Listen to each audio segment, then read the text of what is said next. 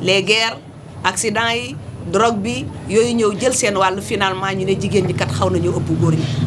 waaye lan moo tax Sénégal tendance bi tey ñu nekk 49% góor ñi ëpp ñu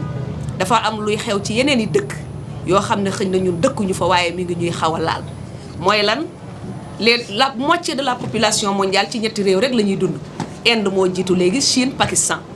et dans ces pays là nga yokk ci Japon dañoo dem ba finalement la xewoon jamono parce que l'islam moo libéré jigéen avant l'arrivée de l'islam jigéen c'était la honte de la famille boo juree doom bu jigéen da ngay rey wala nga gas suul Seydina Omar ku sañoon noddu na nga ko gërëmee et pourtant jur na doom bu jigéen di gas di ko suul su si tëb takk ci sikkim bi mu ne ko papa ma faxasal la ko faxas ba pare te teewul suul na ko mais l'islam daa ñëw xam ne ni taxawaay bi góor am jigéen daf ko am ci société jigéen rek moo am saar kon jigéen l'islam da ko libéré waaye ces pays là comme dañ neen la doom yi moom da ngeen koy yemale léegi parce que bu rythme bii bu continuer àdduna dinañ toll foo xam ne pour ñu dundal nit ñi sax day xaw a difficile certains pays ne leen 1 c'est pas sûr 2 c'est bon 3 c'est trop comme que nag nee nañ la li nga si am warul bari nga ne je préfère que mu nekk góor que mu nekk jigéen dans ces pays là Pakistan bi nga xam ne dafa bëri ay musulmans bokk ci mais dans d'autres pays da ngay gis koo xam ne bu ëmbee day dem defi ji la médecine a avancé suñ nee ko góor la mu bàyyi mu judd suñ nee ko jigéen la mu avorté ba keroog ñu naan ko doom bu góor nga ëmb pour mu bàyyi mu judd kon daa mel ne li xewoon avant mi ngi dellu si waat ci mu jug jamono te nee nañ à ce rythme là bu continuer d'ici 50 ans suñu deful attention pénurie de jigéen dina am si àdduna maanaam jigéen dana dem ba manqué ji ci àdduna te loolu nag conséquences yi mu mën a jur tey xëy na ñi ngi koy wax di reetaan mais conséquences yu mën a garaaw la parce que jigéen ay bokk mais góor du bokk ce n'est qu'un exemple rek bu ndaw bu ñuy joxe que war nañ cee bàyyi xel xam ni góor baax na jigéen baax na Sénégal fii nii foog naa ce matin ñu ngi koy waxtaanee bureau madame Dramé jigéen tabax na kër jox borom këram jigéen jël na billet màkk jox borom këram jigéen jënd na oto jox borom këram waaye jigéen jël na dépense dogalal ko ndey ak baayam tout comme ni ko góor di defee kon préférence sexe doom foog naa ni day tardeel àdduna ndax góor baax na jigéen baax na. On dit aussi que elle constitue une grande opportunité les femmes pour l'économie du pays mais il faut constater que la participation des femmes au marché de l'emploi est encore très faible ndonte nag boo yeewoo 4 heures du matin macha allah jigéen ñi c'est extraordinaire waaye elles sont où souvent dans des métiers précaires le petit commerce l'entrepreneuriat bu ndaw bi etc. Par ailleurs il faut noter que 97% des emplois au Sénégal sont informels d'où le rôle important que joue l'ONFP dans notre société. Les entreprises locales ou d'autres emplois de grande précarité et parfois même sans rémunération femme boo ci gis am na benn taabalam bu ndaw wala benn palaatam ci buntu këram mais souvent parfois sax yenn góor yi nga ne leen ana sa jabar ñu ne la ma nga ca kër ga liggéeyul elle ne travaille pas parce que elle n'est pas salariée mais jigéen ci kër gi xëy bale raxas togg añ fóot paase yekkal la sa añ defaral la say doom toppatool la ko nga ne liggéeyul kooku bu liggéeyoon xanaa dafay dee non bu liggéeyoon kon musiba am c'est aussi ce qui justifie l'élaboration du plan d'institutionnalisation du genre du ministère de la formation professionnelle, de l'apprentissage et de l'insertion. Ce plan d'institutionnalisation qui a été élaboré il y a de cela quelques années par le ministère nous a tout simplement permis de mieux intégrer les questions de genre. tey suñu taxaw naan jigéen ñi ñi ngi occupé yenn responsabilité ci ministère bi ñuy doog a ñëw avec la cellule genre il y avait que 3% des femmes au ministère ba mu daj qui occupaient des postes de responsabilité tey bu ñu ñëwee naan 10 11 12% je crois que plaidoyer moo ko waral ce n'est pas parce que les hommes sont réfractaires mais parce que quelque part xëy na plaidoyer bi moom moo xawoon a des cela nous ramène à poser une question: qu'est-ce que le genre? Avant ñuy dellu si ci question yi nag avec les femmes de l'ONFP nous allons essayer de définir ce qu'est le genre, un terme boo xam ne tey Sénégal ñu baree bari ñu ngi ciy waxtaan le genre ngeen koy dégg fu nekk ñenn ñi sax di ko jox yeneen i définition yoo xam ne ñun buñ ko déggaatee daf ñuy xaw a jaaxal kon ndaje bu mel ni su amee gisee yombul c'est tout à fait normal que ñu revenir un peu sur le genre. Le genre, un concept qui est mal connu. Par genre on entend la construction socio-culturelle des rôles masculins et féminins et des rapports entre les hommes et les femmes. Il décrit des fonctions sociales assimilées et inculquées culturellement.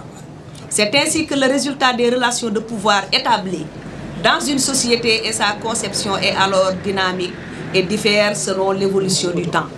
l'environnement, les circonstances particulières et les différences culturelles. Le genre est différent du sexe, qui fait référence aux caractéristiques biologiques, être né homme ou femme. Da ngay judd doon góor wala nga doon jigéen kooku c'est le sexe. waaye bu ñu nee société bu mel ni Sénégal nag boo dugg see ci kër souvent ne dañ laa war a taajal añ yow li ngay xaar ak ki ngay xaar mu taajal la añ xaaroo borom kër gu góor gi borom kër gu jigéen gi ngay xaar maanaam soxna si ngay xaar mu taajal la añ kooku suñu société ak la culture sénégalaise moo assigné ay rôle yu différent góor ñi ak jigéen ñi. jigéen ay yar jigéen ay boot jigéen ay nàmpal kooku c'est le genre góor mooy wuti indi moo ko baaxoo ñëw jox li njabootam war a dundee kooku c'est le genre. góor moom mooy kilifa kër gi maanaam kaddu gi l'autorité parentale c'est l'homme jusqu'à présent au Sénégal c'est l'homme te code de la famille sénégalaise daf cee dëpp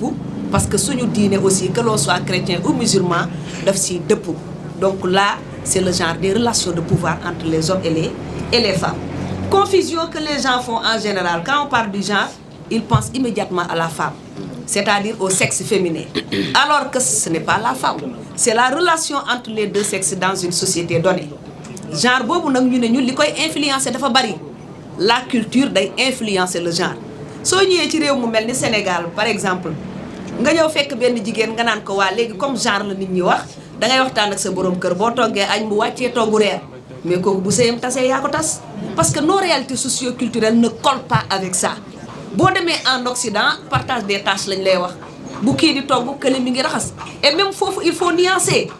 yar xale yi ak travaux ménagers yi ci biir kër gi ba léegi jigéen ñi ñoo ko yor malgré ce que les gens pensent ci kaw maanaam li ñuy gis ci kaw mais en réalité dafa am loo xam ne cëru jigéen la ci société am loo xam ne cëru góor la. dañ ne góor amagul doole ba jël weenam nampal si doom ak meew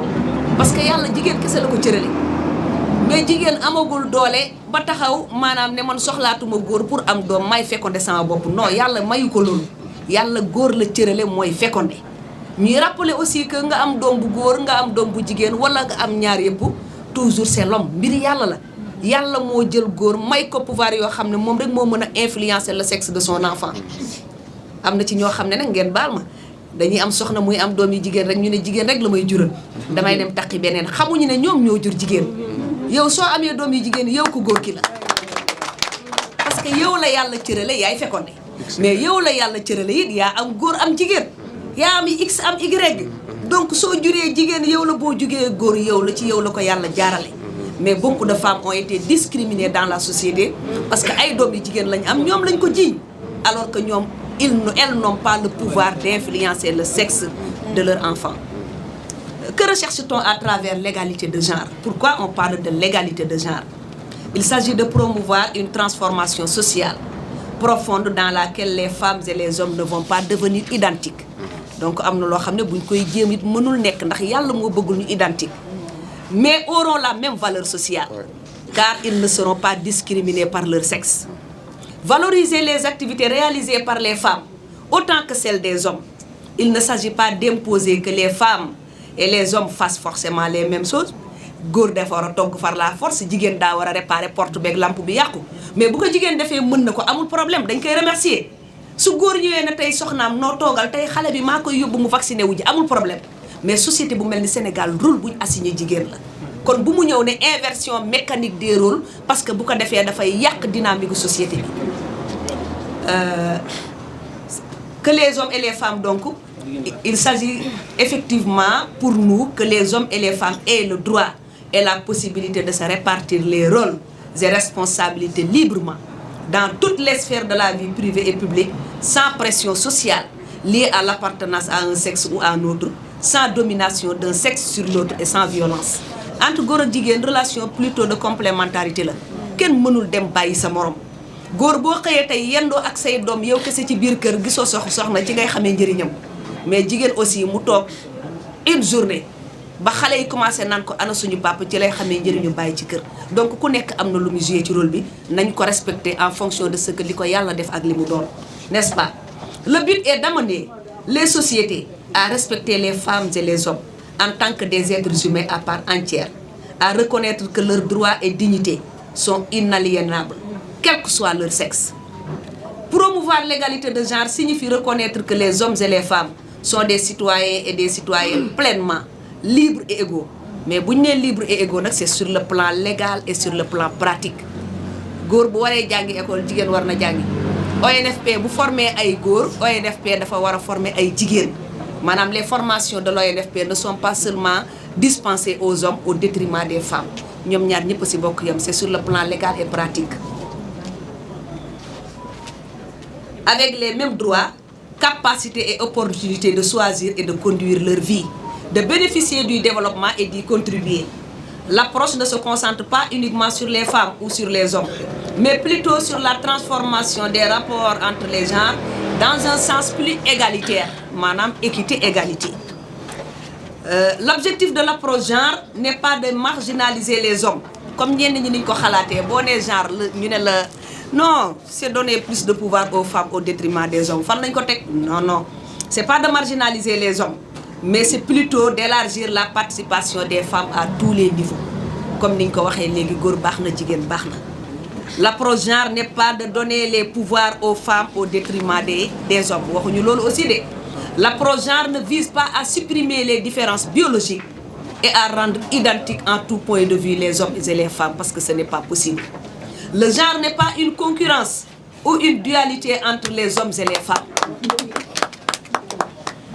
Le genre n'est pas une inversion mécanique des rôles socialement attribués. Jigéen ay def lii góor ay def loolu nañu ko respecter. Le genre n'est pas une prise de parti pour les femmes et une exclusion des hommes. Le genre n'est pas une assimilation à la culture occidentale comme ñenn ñi niñ koy foogee. boo demee en Occident bu kii di raxas kii di bale kon ñun suñ société forcément looloo fi am mais les cultures ne sont pas les mêmes. Dans un même pays on est au Sénégal les réalités socio-culturelles au nord du pays chez moi ne sont pas les mêmes que les réalités au sud du pays. soo demee à Sédhiou góor boot doomam aayaluñ ko dans la société mandeng mais boo demee ci wolof yi su sa borom kër bootee sa doom lan lañ lay wax boo fayee dee. soo meree génn kër gi dee parce que nous n'avons pas les mêmes réalités socio-culturelles. Le genre n'est pas une assimilation à la culture occidentale. Le genre ne signifie pas le féminisme. Féminisme mooy lan jigéen boo xam ne xëñ na ci say approche wala ci say pensée da nga xaw a radical maanaam góor dootuma yilif man damay dem ak sama xalaat li ma neex laay def mais je ne vis plus sous l'autorité d'un homme. Mais dans un pays comme le Sénégal nga yeewu ne benn góor dootuma yilif soo moytuwul di nga changer dëkk de parce que nos réalités culturelles ne collent pas avec ça. Et fi may terminer mooy le genre rime avec nos religions ñun dafa am loo xam ne ay croyants lañ au Sénégal nous sommes soit musulmans ou chrétiens ku ci nekk ci li nga gëm benn yàlla bi la ñu gëm et donc genre bi dafa am loo xam ne da koy influencer de trop mooy lan mooy la religion boo ñëwee ci réew mu mel ni Sénégal li nga xam ne suñu diine yi daf cee tënku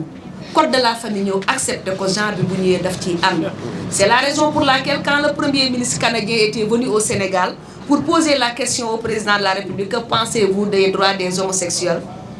première réponse am mu ne ko sama réew pareegul mu ñibbi gaa yépp mer parce que la réponse n'était pas claire c'était une réponse nuancée mon réew ne mon pays n'est pas encore prêt cela veut dire que un jour dinañ ci pare ji mais bi mu dellu si waatee vous avez remarqué la réponse pertinente du président il lui a tout simplement dit que respectez-nous. Vous avez votre culture, nous avons notre culture. Ce n'est pas à vous de nous imposer ce que nous devons faire. Dans ce pays qui est le Sénégal, ça n'aura jamais lieu, du moins tant que maa ngi fi. Et même su dul moom keneen ku fi ñëw légaliser ko bu dee bëccëg la doo fi fanaan bu dee guddi la doo fi yendu parce que nous avons nos réalités. Dans un pays comme le Canada xam nga ndeysaan jigéenu Sénégal bu sañsee dégg ngeen DJ li mu wax léegi day sedd ci suñu xol que ñu ne ñu sëy sa sañse bi rafet na. Parfois sax nga sol wala nga takk montre bu bees sëñ bi mel ni ku ko gisul mais di nga def tuuba dëngal bopp bi mbaa nga yëkkati loxo bi pour mu ne la rafet na te bu ko deful da ngay xaw a gis sa bopp nga xaw a mer mais boo demee Canada jigéen bu sañsee borom këram su ko nee li nga sol rafet na te neexu ko harcèlement la te mën nañ ko cee téye ci police ba oui parce que dañ koy considérer comme harcèlement pour vous dire tout simplement que les réalités socio-culturelles ne sont pas les mêmes. Le genre est influencé par la culture. lii nag moom comme que ñi ngi noddu temps bi dab nañu c'est des images yoo xam ne bu ñu ko temps bi mayoon danañ gën a expliquer gën a xóotal mbir mi mais on est obligé de synthétiser.